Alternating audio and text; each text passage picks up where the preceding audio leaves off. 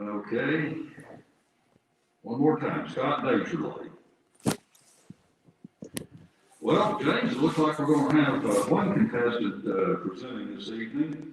And if you would, James, go over the time limits, and then when you do that, I want Seth to give us the audible signal on the big brass ships above here. Okay, you doing all right, Mr. Hale? It's great to be here. Yeah, good to have you. Thanks for coming. You will be given 5 minutes to make your opening statement. And then, do you have any questions, Mr. Zeckman? I know I prepared a couple questions. Well, I may have one or two based upon what Mr. Hale says in his opening remarks. Okay. And then maybe something from out of left field, who knows? Yeah. Then I have a couple questions that I'd like to ask, and then you'll be given time to make a close. Well, number one, thank you for having. Is this my opening statement time? No. Oh, sorry. But Seth has that little light right there, and I think if you watch that, green means go. Seth, blue, is that what you're gonna do when he's almost at it? Yeah. Okay, then blue is the warning, and the red is stop. Perfect. Well, number one, thank you so much for having me, and it's an honor to be here. I think you just saw the totality of Congressman DesJarlais' decade in office and what just happened. Bill Zeckman called out, Congressman DesJarlais, are you here? And it was met with silence. For a decade, Congressman DesJarlais has answered silence to the question, are you here? The question that we get time and again across this campaign, I've held 133 events across 16 counties and 250 communities across this state, is where is Congressman DesJarlais? He stood up Bill Zeckman tonight, but more importantly, he stood you up. He stood Warren County up. During the greatest health and economic crisis in American history, in the biggest vote in front of him, in front of the United States Congress, a $3.2 trillion bill, the biggest bill in American history, 3 times bigger than the bailout that cost Congressman Davis his job a decade ago. Congressman DesJarlais also wasn't there. He was one of a handful of members of the United States Congress who did not vote on the biggest bill in American history. I'm different. I show up. I fight for my people. When I say I'm going to come to Bill's event, I come. When I say I'm going to be in a community, I'm there. I go to bar mitzvahs, I go to quinceañeras, I go to events, I go to town halls. Town halls, one that Congressman DesJarlais has yet to hold in this state in 7 years. World War II lasted less. World War I lasted less. Congressman DesJarlais doesn't show up. I'm a lifelong Tennessean. I'm a native Tennessean. I've spent my career in public service, in small business, and in advocacy. I know how to make a payroll. I know how to fulfill promises. I know how to show up for my people. And tonight, to everyone who's listening here, I want you to know this is an important night. Because tonight, for the first time in a decade, to every Republican, you are going to vote for a Democrat for the United States Congress. You are going to vote for a Democrat for the United States Congress because unlike Scott DesJarlais, I show up. Congressman DesJarlais is not supported by more than a third of the Republican Party. There are Doug Meyer and Randy Sharp, Chris Hale voters. And you know what, Republicans? You can do better than Scott DesJarlais. If you like conservative values, if you have conservative values, there are better champions of conservative values than Scott DesJarlais. I'm sure Janice Bowling would love to be United States Congressman. She ran for the seat about 18 years ago, give or take. There's other folks in this community, Paul Sherrill, who might want to run for the seat. Maybe you should put them up instead because Congressman DesJarlais does not represent you. He does not represent the Christian conservative values that you care about. I'm a Christian. I'm a populist. I'm a Democrat. I'm not a socialist. I'm a Democrat who values bread and butter issues. I want to bring good jobs, living wages, rural hospitals, and healthcare back to rural Tennessee. I'm going to earn your vote. I'm going to win this election. And unlike my opponent, Congressman Scott DesJarlais, I will show up and fight for you. All right.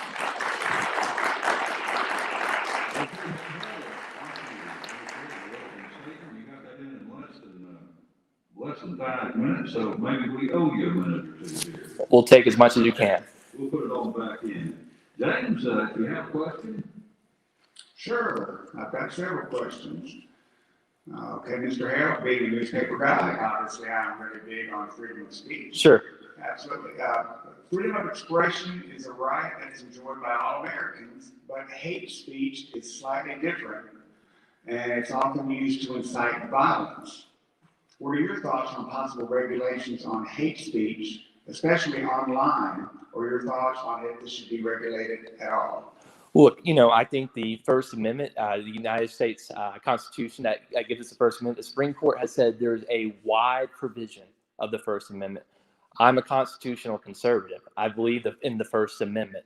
We should have the ability to have people say things that offend us, that are repugnant, that go against every sensibility that we have as Christians, as Americans, but we have to defend the right to say it. Men and women and men, our ancestors fought and died for the ability of Americans to say stupid things and to say idiotic things. And I will defend that to the nth degree. I believe in liberty. I believe in freedom. I believe in the right to have a marketplace of free ideas and let those play out. That being said, Facebook is controlled by corporate Silicon Valley elites who are infiltrating and taking over our dialogue in a way that's not healthy for the citizens of this country. We can regulate what goes in the mail. We can regulate what goes on our television. I think we need to regulate the corporate leftists of Facebook. I think we should take them on. I wish Congressman DesJarlais would take them on. I think we should break up Facebook. I think we should have smaller competitive platforms. I think we should use the antitrust laws of this country to ensure that we actually have freedom of speech, that we actually have a marketplace of ideas, that we aren't controlled by big data, that we aren't controlled by California liberals, that we have the ability to have a free marketplace of ideas, that where the best ideas win. And the way we do that is by ensuring that the marketplace is fair and accessible to all. Okay, James, got another one? I'll have one if you need a little break. Or just go ahead with your question. Okay, question 2. The federal government has largely taken a hands-off approach when it comes to COVID-19 regulations, deferring action to each individual state. Do you think the federal government has done enough to mitigate the spread of COVID-19? No. The positivity rate in Grundy County today is 1 in 4. Janice Bowling and I were in Grundy County this weekend in Colmont for an event, the unveiling of markers. There were some wearing masks, thank God. Not all were. Some should have been wearing masks. But the thing that we need to do, we're talking so much about mandates. What we need to talk about is accessibility. The issue that I have talked to about Tennesseans is a surprising number of Tennesseans do not have access to masks. The United States Postal Office, thank God for the thousands of postal workers here in Tennessee. The United States Post Office in April was going to deliver 5 masks to every citizen of this country. I'm pro-life. I think citizens should have masks. I think masks should be available to each and every citizen. So instead of talking about mandates, we need to talk about access to resources. The government told you and your businesses right here in Warren County to shut down.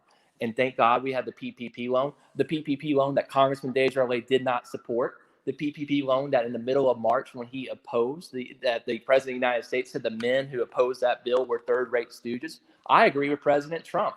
Scott DesJarlais is a third-rate stooge. We need to ensure that resources are given to our people. We need a second PPP loan. We need to help pay for social distancing measures in businesses, and a new PPP loan should pay for that. Businesses have spent so much money abiding by the regulations of the federal government. We need to give them the resources to do so. I believe in freedom. I believe in capitalism. But when the government shuts you down, the government should pay the cost of shutting you down. Okay. I'll tell you what, I think James had another question. Go ahead. Okay, he got another, I'll go ahead and got this in.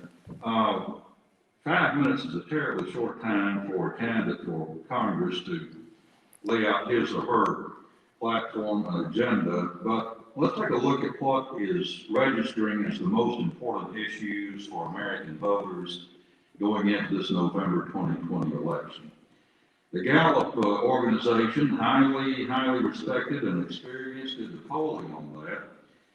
And they asked respondents, is this issue extremely important to you, or is it very important to you? And they drew that distinction, a little line of demarcation between the two. But then they combined the responses for extremely important with very important. So you have the top two responses in terms of intensity. Number one, when you do that combination with 84% responding extremely important or very important, 84% said the economy falls in that category, but it's followed closely, right on the heels of that, by education, 83%. After that comes healthcare, 81%. And then in fourth place, with 80%, terrorism and national security. So right now, if you combine extremely important and very important, the economy is the key issue, but right after that is education. Can you take just a few seconds and talk to us about your agenda for education? Well, number one, we need to fully fund public schools. It is absurdity.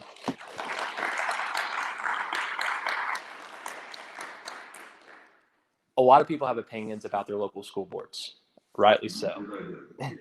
And let me be on the record. There are some crazy people who are elected to local school boards, and we know them by name. I've met them in the flesh. But school boards are having impossible decisions to make in terms of reopening schools safely because the government has not provided resources for them to open safely. Once again, the government has put guidelines in place for how schools ought to open. The government has not provided the security for teachers in the workplace. The government should foot the bill. Public schools are a creation of the community. We pay for public schools. Public dollars should pay for public education. But you know what? It can't simply be the state. Local communities. Property taxes are not a worthwhile and long sustainable means of funding public schools. The federal government is a great means of public school funding. I even think Janice Bowling would agree with me on that. We can't put all the pressure on the state and local municipalities to ensure that public schools are funded. The federal government has got to step up. But I want to note that you've raised three issues: the economy, healthcare, and education.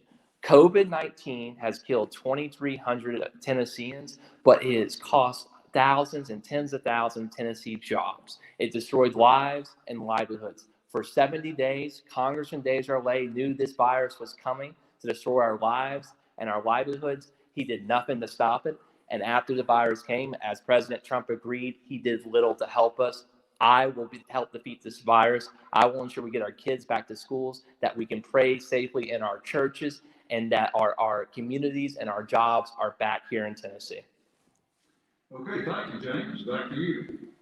Okay, I have one more question, and it's about gun control. We were talking over to the side before this started about how some good things have emerged from this pandemic, and I guess one good thing is not so many people are getting gunned down in the streets the way they used to be, so there's that. But there has been talk about the federal government buying back some assault weapons. What are your views on this? So to me, any law-abiding Tennessean should be able to own a gun. I'm not here to steal your guns. I'm here to give you good jobs. I'm not here to take away your guns. I'm here to give good jobs in education, healthcare, and living wages. The only people who should not have guns in Tennessee are people like Scott DesJarlais. Scott DesJarlais admitted in a court of law that he abused his wife with a gun. He threatened her with a gun. He dry fired it 6 feet from her head. He stuck it in his mouth for 3 hours. He threatened to take his life, and then he was belligerent to the police in Marion County. Under Chris Hale's America, law-abiding citizens, law-abiding Tennesseans can have guns. Domestic abusers cannot. I think law-abiding citizens should own guns, but those who threaten their wives, who don't know how to use guns properly, should not. That's why tens of thousands of Trump Hale voters are across Tennessee voting for me, because they know that I'm a different type of Democrat. I'm not controlled by Nancy Pelosi or Joe Biden. I'm controlled by the values of you and your family. Congressman DesJarlais is not. I'm a Christian, pro-life, political outsider who believes that the values of Tennessee should be the values we take to Washington. Congressman DesJarlais from South Dakota is not like us. Just one real quick. On the gun issue, do you make a distinction between guns in general and fully automatic guns? So to me, once again, law-abiding citizens should be able to own guns. I think the first thing we need to talk about, though, is background checks and ensuring those who do not abide by the rule of law do not have guns. I'm a law and order Democrat, folks. I believe in law and order. I think that we should impose the laws in the books, and we have not done that well. I think the laws in the books should ensure that criminals do not have weapons, but I also think that we need to make sure we have the background checks in place to ensure criminals do not have weapons. There are thousands of criminals in our streets, thugs who have guns in Tennessee, who should not have guns because our government does not implement the laws on the books. We cannot get caught up in the thick of things. Let's get back to basics. Let's ensure that law and order is the rule of the law, is the practice of here in Tennessee, and the way we do that is implement background checks to ensure criminals and domestic abusers like Congressman DesJarlais do not have guns. Okay, thank you. Anything else? No, I think that does it. Well, thank you, Chris Hale. Thank you so much. Let's go to the closing statement. I'm a fighter. I'm a fighter who tells the truth. I'm a fighter who's not beholden to the old ways of doing things. I'm a young man